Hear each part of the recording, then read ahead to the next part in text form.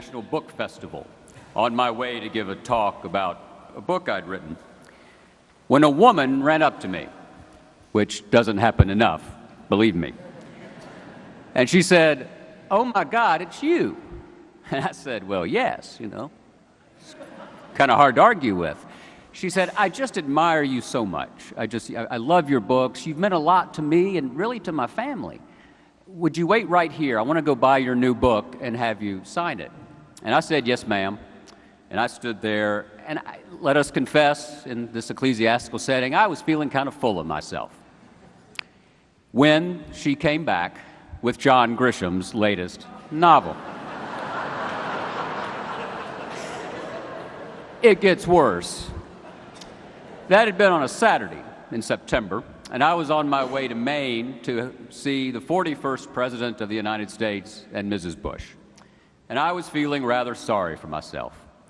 And I told this story, and Mrs. Bush looked across the table, looked me in the eye, and I was thinking, here comes some motherly sympathy.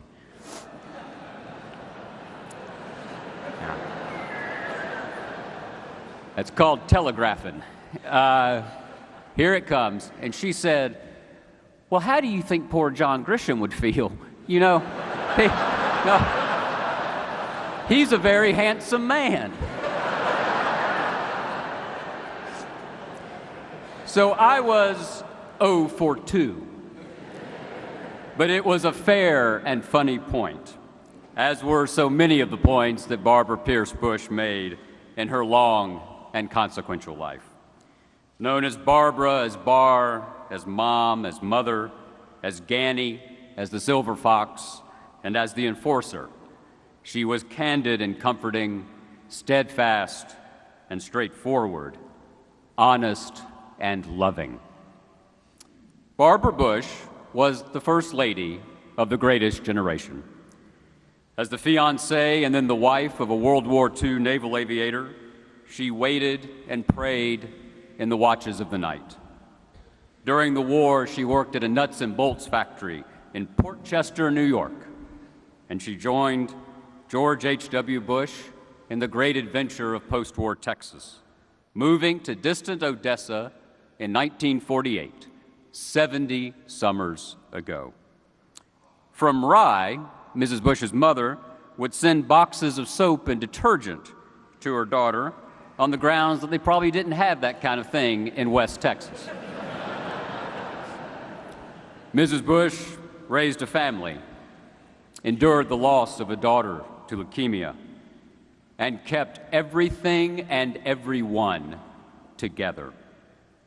And as the wife of one president and the mother of another, she holds a distinction that belongs to only one other American in the long history of the Republic, Abigail Adams, who was present at the creation. From the White House to Camp David to Walker's Point, in hours of war and of peace, of tumult and of calm, the Bushes governed in a spirit of congeniality, of civility, and of grace. Instinctively generous, Barbara and George Bush put country above party, the common good above political gain, and service to others above the settling of scores. The couple had met at a Christmas dance in Greenwich in 1941, not quite 3 weeks after Pearl Harbor. She was wearing a red and green holiday dress. He endeavored to get introduced. She was 16, he was 17. He was the only boy she ever kissed. Her children, she remarked, always wanted to throw up when they heard that.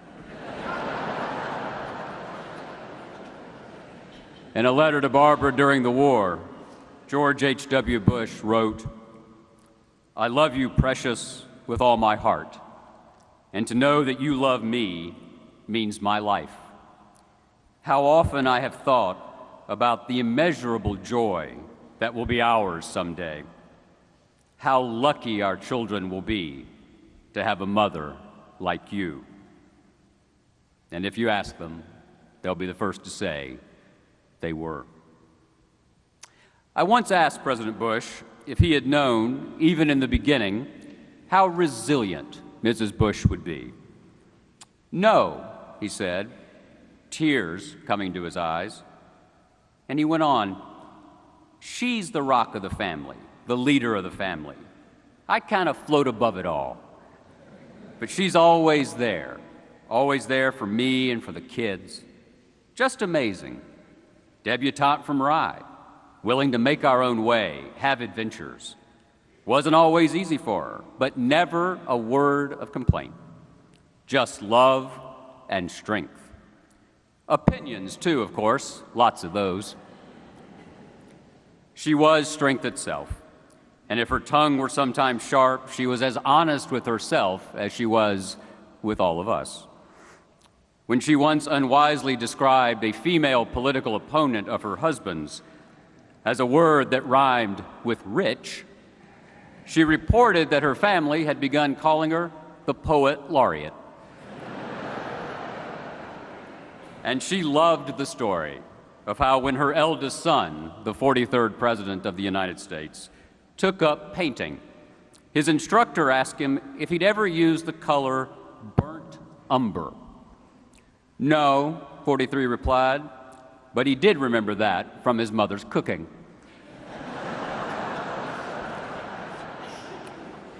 "Brings down the house," she would say approvingly. Mother and son needled each other to the end. In her final days, while the 43rd President was visiting, Mrs. Bush asked one of her doctors if she'd like to know why George W. had turned out the way he had. And then she announced, "I smoked and drank while I was pregnant."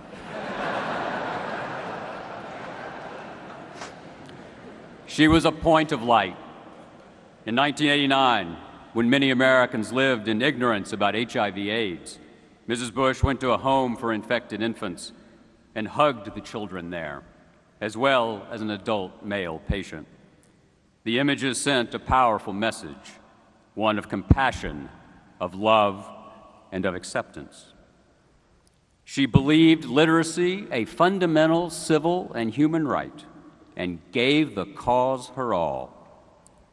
At a televised event commemorating the bicentennial of the Constitution, Mrs. Bush met a man named J.T. Pace, the 63-year-old son of a former sharecropper. Mr. Pace, who had only recently become literate, was scheduled to read the Constitution's preamble aloud. Backstage, he was nervous. Mrs. Bush asked if it would help if they read it together on the broadcast. Mr. Pace agreed. Soon, the two of them stood on stage, reading in unison. As Mr. Pace grew comfortable, Mrs. Bush lowered her voice and lowered it again and then again, until at last J.T. Pace was reading entirely on his own. He wept and he read, supported by Barbara Bush, who stood to his side, now silent.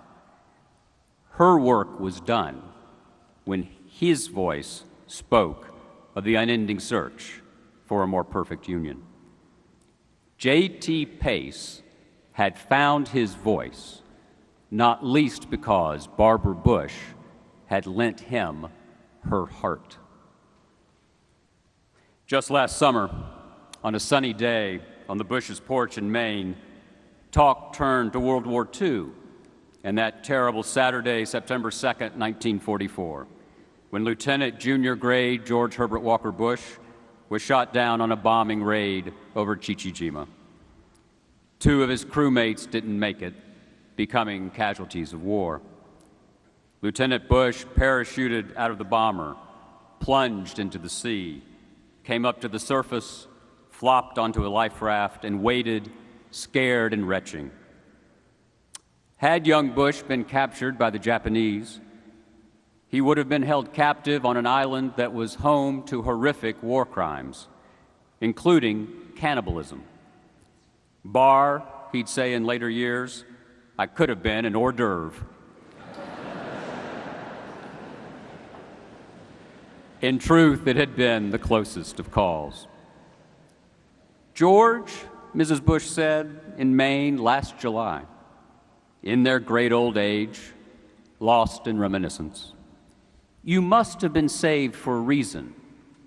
I know there had to be a reason. President Bush sat silently for the briefest of moments, then raised that big left hand and pointed his finger across the table at his wife. You, he said hoarsely, you were the reason.